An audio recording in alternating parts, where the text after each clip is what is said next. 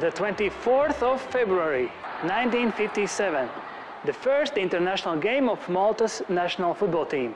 Very significant match for all Maltese people. However, football here has been long before. For example, Malta's Football Association was founded in 1900. And there is an evidence of long history of Maltese football. In fact, there are multiple evidences. Let me show you. There it is, for example, this one. The official encyclopedia of the Malta Football Association. There are 2 volumes of these. And of course, Goals, Cups and Tears, a history of Malta's football. And we cannot forget about great moments in football. All these books are written by Carmel Baldacchino. I wanted to gather records, sort of make a collection of records. So I started to go to the public library in Valletta and looking through the old newspapers. And I become absorbed in the thing, you know, and being a very, very meticulous person, I wanted to, if possible, gather everything that I could. So I started going through all the newspapers. I went through all the newspapers. I have a copy at home of everything that has been written about Maltese football in my archives. From the words of Carmel Baldacchino, there are some very good results that Maltese have achieved in their football history. At club level, there was an era, you know, in the 60s, when Hibernians, they used to play against, in the European competitions, they used to draw very big clubs, like Manchester United. Hibernians Football Club is a team from Malta, which is located in a city called Paola. The club was founded in 1922, and during the 60s, the team claimed some very notable results. The head coach of Hibs, how fans call the team, at that time was priest Father Hilary. He had to prepare his side to stand against the great big Manchester United. That was the greatest game that we had in Malta, I think. It was a time when the Champions League was played about all European champions. So the draws were made open to all champions of all Europe. So this could not happen today. And we were very lucky to have the draw against Manchester United. We were very pleased, not because we knew that we were going to beat them or we had a chance of beating them, but because of the revenue, of the money that we get from the people coming to watch the game. That was the main reason. Salvugat was a Hibernians defender, and he was playing against Manchester United in 1967. When the draws were drawn, we were very anxious to play that game. We trained very hard here, very hard. We never trained like that too. I prepared them psychologically for the game to approach these great players with confidence and with courage, and never to think that they are any less from them. And this showed itself during the game. I covered Bobby Charlton because of his hard shootings at goal, so that I would let him don't let him shoot at goal. No, that was my plan. No. First leg was played at Old Trafford in Manchester. Game ended 4-0 for the Red Devils. Comparing Paola Hibernians to Manchester United, the result was actually good. But there was also the second leg, which was played in Malta. There was about 25,000 people here seeing this game. It was never, the ground never saw that crowd. Oh, everywhere, which? On the roofs. People say that Manchester United, they came here just to... Did they try to win? Yeah, they tried to win, yes. And we played a very good game, and we could have won that game here. We defended most of the time. We defended well. We had a very good goalkeeper. Paola Hibernians' goalkeeper at that time was Alfred Mitzi. From the goalkeeper's perspective, having a clean sheet against Manchester United probably is a very nice feeling. We were playing against one of the best players I've ever seen, George Best. And it's an honor for me. He didn't score in 2 games against me, and Bobby Charlton didn't. But at the same time, the only real open and clear chance of the game for us, and also even for the whole game, came at the end of the match, almost 2 or 3 minutes before the end of the match. Sherry came face to face with goalkeeper Stepney, and the shot was saved by Stepney very well, And if we scored that game, that would have been even a bigger surprise, you know. About 2 meters apart from him, didn't score. If he scored, I don't know what could have happened. Huh? But the stadium was, especially for United, was a dream. I mean, was something they hated even to watch. Especially the heat in September in Malta is very, very powerful, and they didn't like the stadium because as if we were playing in a desert. You know, the surface was of sand, hard sand, and no grass, of course, no grass at all, and so they were afraid of the pitch. During the game, goalkeeper Mitzi had to take painkillers because he had injured his arm. Someone might think that the reason for injury was the hard pitch, but in fact, Mitzi injured his arm back in Old Trafford. At Old Trafford, we were playing there, you know, and it's, you know, the turf is much softer than our. So when I used to fall here in Malta, I know I'm going to find hard ground, so I know how to fall on it. And there in Old Trafford, it was too soft, and my body came over my hand, and I injured myself, and I had to play with one arm. That's the problem. I didn't. It was good to play on the turf, but I didn't know how to fall on it. You know. It's there. Still, I can't put it further up. That's it. Look at that. Never mind. Now I have to live with it. The courage and strength of goalkeeper Mitzi probably gave the whole team a powerful boost to keep on playing and not to give up. And the result was historical. A goalless draw against the mighty Manchester United. It was a very big game, you know, because United won the European Cup that season. And that was the only draw they had in the competition, except against Real Madrid. But we played a very good game. But after the game, when the referee whistled at the end of the game, they didn't shake hands with us. Huh? They go in the dressing room, running in the dressing room. After the game, the journalist from newspaper The Times of Malta asked this question to Manchester United player Nobby Stiles, which said, and I quote, "That was done under pre-match instructions. When we played in Lisbon against Benfica, at the end of the match, hundreds of people jumped into the pitch looking for souvenirs." Before the match, all papers, because United had a great team at that time, and all UK papers, and in Manchester especially, were ridiculous, trying to ridicule the Maltese players. Because they were saying on the radio there in Manchester that they're going to beat us with a cricket score, you know, and these things. So you can imagine going out there playing against them, seeing those players near you. I thought, well, this is my night. Because we were part-timers, we were waiters, we were hotel bellboys and everything, so we were not professional players, and they said they would not be happy unless United scored a double-figure goal score. So we were really put down by the press in the UK. So for us, that result was a great success. This should be a very good example for young players to know that before skill, there is passion, there is dedication to prepare, you know. This amazing achievement of Malta's Hibernians took place over 45 years ago, but are the memories still alive?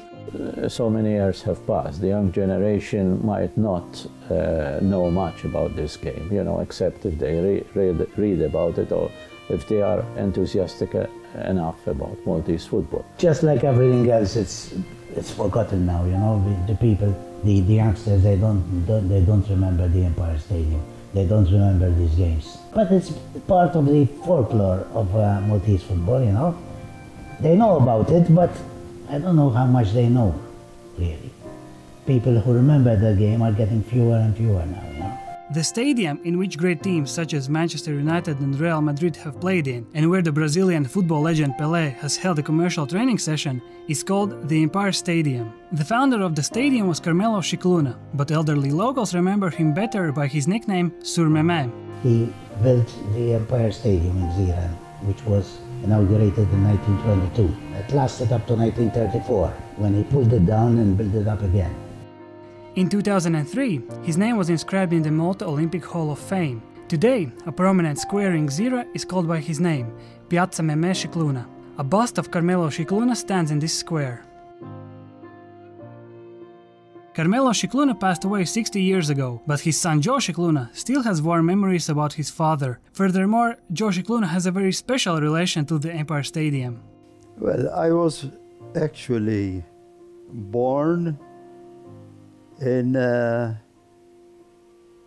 football ground, because when my father had built the Empire Sports Ground, he had a house in the area of the sports ground itself, and I was born there, 14th October 1931.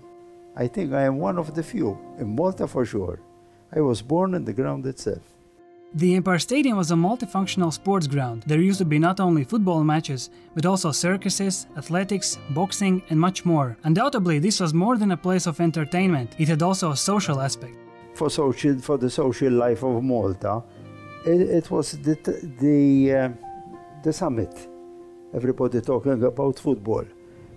One weekend finishes, they start talking about the next games for the weekend after, the popular games, the crowds, amazing. It held about 25 to 30,000 spectators, but almost always full. The pitch, the stands were very close to the pitch, although there was a running track, because even athletics, and so my father thought of everything. And the roar of the crowd was something, something nice. The police, they bought a brand new fire engine, so that if there's trouble and there's fighting in the between spectators, and there used to be quite a few fights in those days, they would use the hose and spread the crowd and the first time they used it, Hibs were playing against Sliema Wanderers. The Hibs supporters, they started throwing stones to the other side of the enclosure where the Sliema supporters were, and they started throwing stones back. So the fire engine came over. They took out the hose, waiting for the water to come out of the hose, and it didn't come out, the water. So they started shaking the pipe, and when the water came out, instead of hitting the Hibs and the Sliema supporters, they hit the VIPs who were standing in the center of the stadium. It was really funny. It was really funny. Those were the good old days of the game. I think that is also part of our culture, as our religion is part of our culture. I think football is too, and so it shouldn't. We can say that we compare the stadium of Gzira like the St. John's Cathedral for our faith. Imagine if we bring down St. John's Cathedral of Valletta. It wouldn't go. So it's a pity, really, not to see it part of our culture. In the Empire Stadium there were lion sculptures, which were there as the guards of the VIP stand. Fortunately, 2 of these lions now guard the backyard of Joe Scicluna's house. Sometimes I look at them and I say, if they were to talk, what they would say, like the mouth sort of the roar coming up. So instead of a roar of a lion, go, or something like that. Indeed, imagine if these lions could talk. What would be the first thing they would say? What would be the best game in their opinion?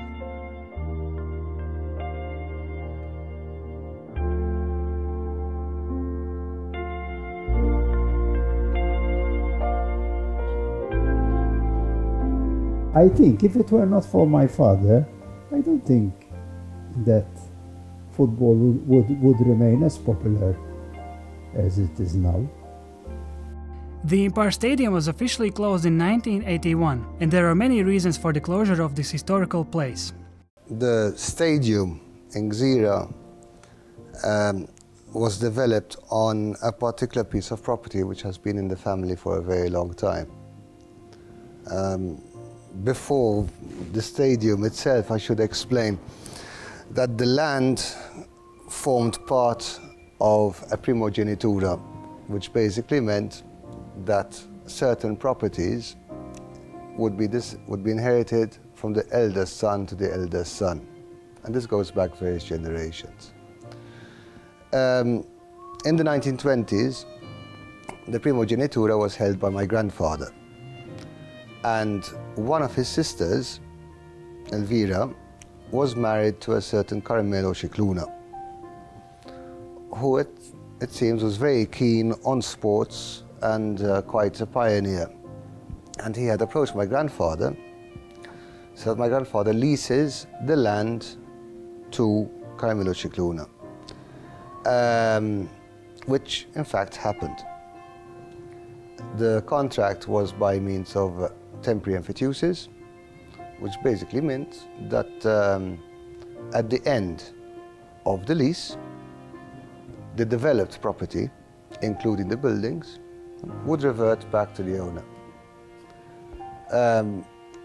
By the time the concession had terminated, my grandfather had passed away, and the property therefore devolved onto my father principally, and also his siblings, because since then the law on primogeniture had been abolished.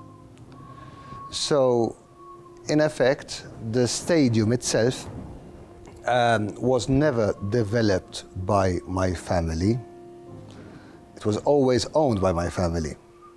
The stadium discontinued its status as national stadium, but not because of us itself, but also because it had previously been announced in the government's 10-year plan that a national stadium was going to be developed in Ali, as in fact happened. The place where the Empire Stadium is located in future will be developed, and it seems that the last game in the Empire Stadium has already been played. We have a deemed approval of an application, which was processed by the local planning authority. Yes, there are plans. It's a mixed development, and in time we will develop it. It is evident that by building the Empire Stadium, Carmelo Scicluna has influenced football development in Malta. Who knows, if it weren't for the stadium, maybe this documentary would not have been made, because there would not have been a draw against Manchester United, there would not have been football legends visiting Malta, and there would not have been many amusing stories. But there are. Sadly, the stories, the memories, and the people are slowly fading away.